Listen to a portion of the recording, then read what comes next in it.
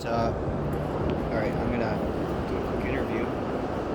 Hey everybody, it's Coach Bailey from here. And I'm gonna talk to you guys about depression.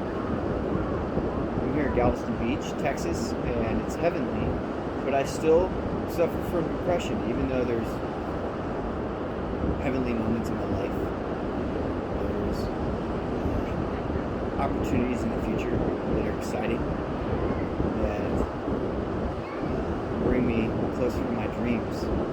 I still get tempted with depression. And what depression is depressed feelings that I don't let out. I don't know what to do with it. I suffer from ADD and I have for my whole life. And as a result, I don't always know how to ask for help, or I don't always know how to let you know. And I don't know what's going on. Like in high school, I was at best a B student. I would study really hard just to get a B, okay? And that was if I applied myself. And certain classes like physics, I got an A+. I just loved it. There's certain things that I just excelled at because I was interested in.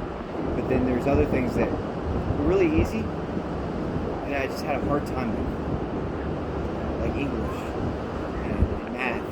I had a really hard time with those subjects.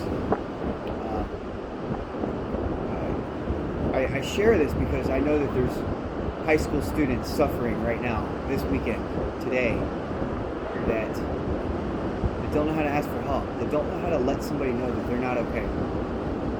And so there's tools that you need. There's a toolbox of tools that you need, and I want to give them to you. These are some things that have helped me through my depression. Somewhere around March 28th, I did not use that toolkit, and I attempted suicide.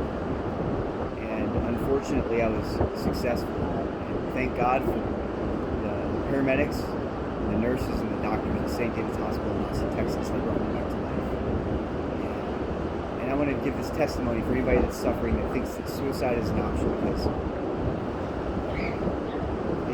it may be an option, but that is an option in your brain right now because your emotion is overriding your intellect and you're not thinking clearly. And when you're not thinking clearly, you make irrational decisions. Okay? If you're on drugs or alcohol, you're going to make really irrational decisions. So what I encourage you to do is to really study the irrational decisions you've made and the bad choices you've made, and look at where your emotions were and see if your emotions affected that decision, so that you can learn from it, beat yourself up from it, learn, understand.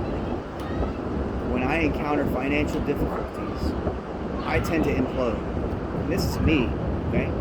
Whenever I start to see my bank account getting close to zero, I freak out. And I do not ask for help. And I wait until the last possible moment. And then I beg for help. And I've gone through this cycle dozens of times in my life. And another trigger of mine is powerlessness over relationships. If I give my all and it doesn't work out to my favor, like if a girl dumps me, for example, from 6th grade to 11th grade, every girlfriend that I ever had broke up with me. In 5th grade, my mom died. So from 5th grade until now, I've basically not had a mom, and I've been searching for a mother figure. And through therapy, I've been able to uncover that, and I know ways to cope with that. I have to be really vigilant about doing random acts of kindness, doing things for other people, getting out of myself. And that fills that void. That is a tool in my toolkit. That's why you see me doing all these random acts of kindness all the time, is because I'm hurt. I have a life of suffering, okay?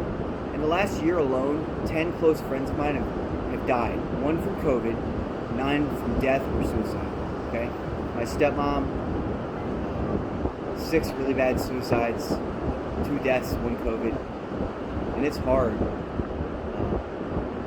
One guy was a guy that I sponsored in 12-step fellowship for 6 months. I have 4 men that I've sponsored over the last 16 years that have attempted and committed suicide. And probably about 10 more that have attempted suicide that lived. And I think suicide and depression is more of an issue that we need to be talking about in the news rather than COVID, because I'm pretty sure we've lost more deaths in America in the last year to suicide than we have with COVID. I just think the numbers are skewed. So I want to just share with you guys tools. Love is a tool. random acts of kindness is a tool. You need to have 5 friends, okay, that you can call, because when you're suffering from a panic attack, or you've got some PTSD going on and you're imploding, you need somebody that you can call.